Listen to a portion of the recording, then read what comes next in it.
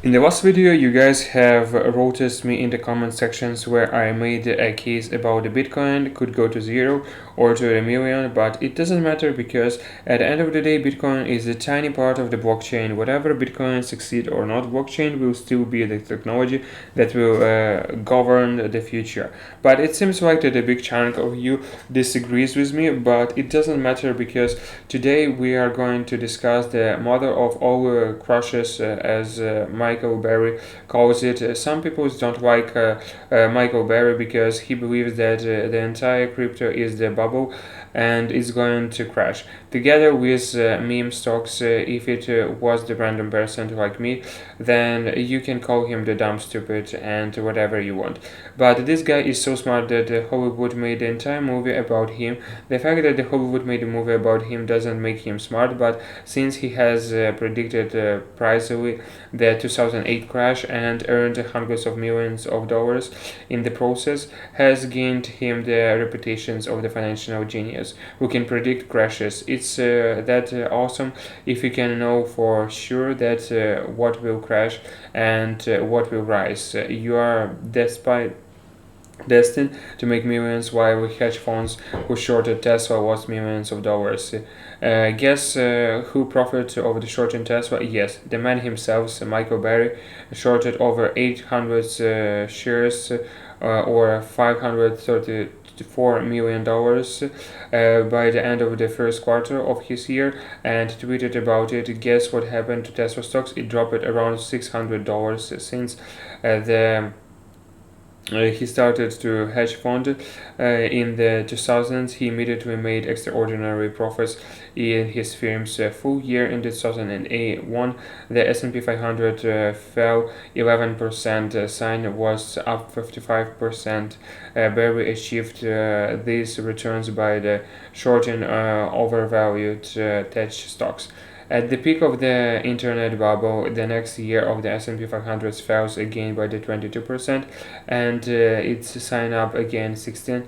The next year of 2003, the stocks market finally turned around and rose 28%, but Mike Berry beat it again. His investments rose by the 50%. By the end of the 2004, Mike Berry was managing $600 million and turning money away. In 2005, Berry started to focus on the subprime market. Throughout his analysis of mortgage lending crashes in 2003 and 4, he predicted that the real estate bubble would collapse as early as 2007. Eventually, he was right. The market crashed. He earned the personal profit of the hundreds million dollars and earned another $700 million for his investors.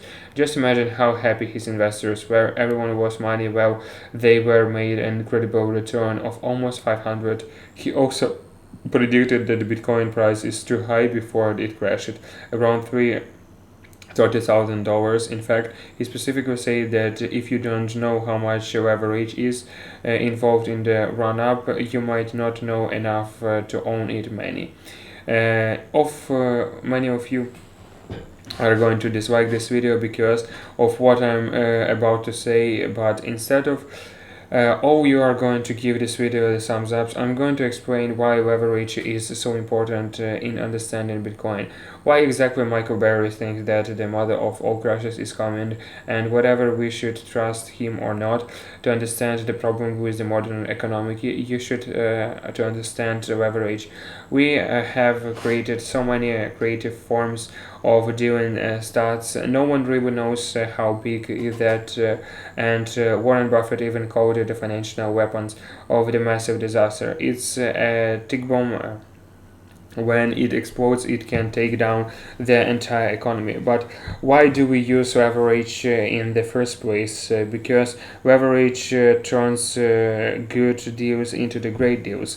Imagine you're certainly believed in the stocks and is going to rise by the 50. The next day you can use your 10,000 to buy a stocks, and let's assume you are right and the stock price rise by the 50%. Congrats, you have made $5,000 but if you have used leverage, it's let's say 10 to 1, you would have purchased $100,000 worth of the stocks and would have then earned $50,000 after returning the Bromer 9 $1,000 once it rises by the 50%. But that's a simple example because most of the leverage is a form of derivatives. A derivative is basically a contract between the two parties between on the change of the price of assets. This contract drives its value from underlying assets such as the gold, oil stocks, or pretty much anything, literally anything, and that's why it's called the derivatives. If we bet on the price of the oil, for example, and create the derivative as the oil price change due to the geopolitical factors, the price of the derivatives change accordingly. Let's say your friend wants to sell his Pokemon card 6 months from now, and you desperately want that card. You tell your friend, I will buy a card for the $100 if you promise me that you will sell it only to me. You create an account, sign up, and congrats, you have created the derivative.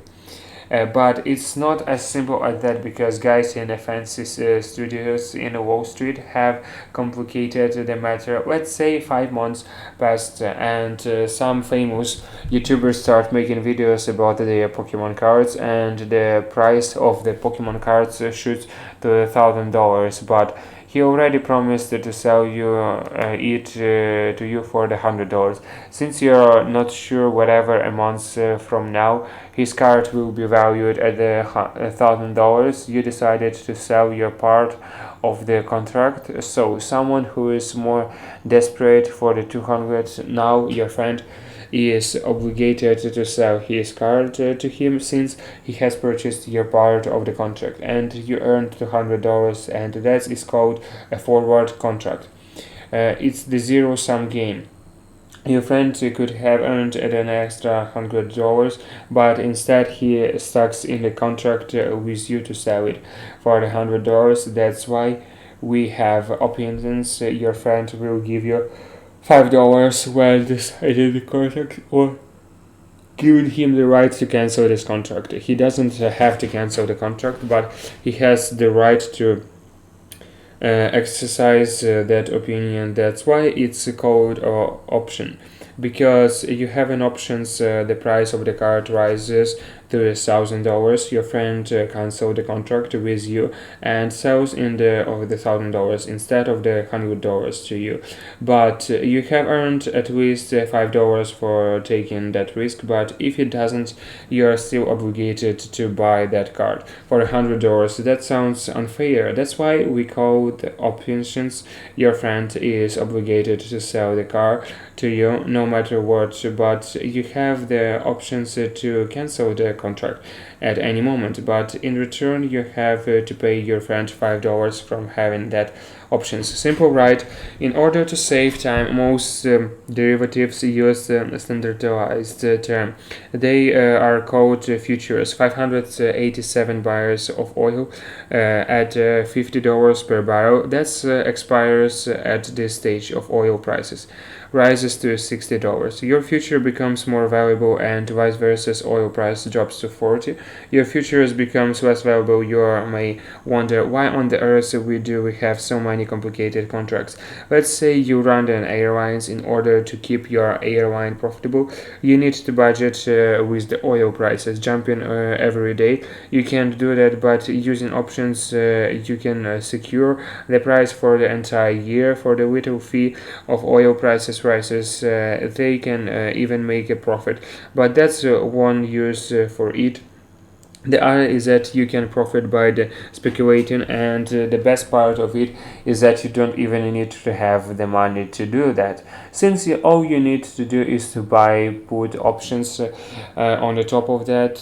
This makes it even regulated because of the Commodity Futures Modernizations Act of the 2000 that Bill Clinton signed. That why is it market has grown to 1 quadrillion dollars. In comparison, the world GDP is just $1 trillion. We can't even regulate the market now because it's simply too big. To any regulations could result in the collapse of the world economy. In fact, the 2008 crash was caused by the derivatives. Wait a second. How derivatives caused the 2008 crash? There is the story in the short. The fact that millions of the people couldn't pay their mortgage just was just the tip of the iceberg. When the given mortgage banks bonded these loans together and sold them to securities to investors, which is not a problem. But then companies like AIG started being on these mortgage-backed securities. They insured those securities by creating derivatives. Let's say if the borrowers would default on their mortgage, you are going to reimburse your which made these mortgage-backed securities risk-free, but in return you will pay it AIG the small premium for taking that risk. AIG believed that house price will keep rising, so it was a great investment. So AIG, together with the other financial institutions, created derivatives ensuring all other mortgage-backed securities in the market. On the other side, there were people who created derivatives that bid against these mortgage-backed securities. In fact, there were even derivatives that bet against derivatives. That bets from the mortgage-backed securities, and the companies that believed that home prices will keep rising did accept these contracts since they would earn money out of nothing. But the moment house prices started declining, financial institutions suddenly had to pay everyone they promised, but didn't have the money to do that.